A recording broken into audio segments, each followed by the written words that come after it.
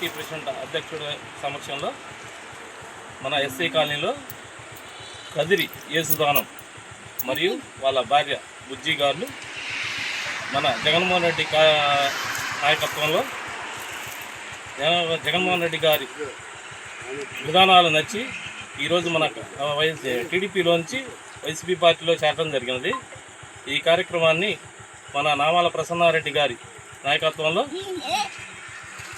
ఈ పార్టీలో చేర్చుకోవడం జరిగింది.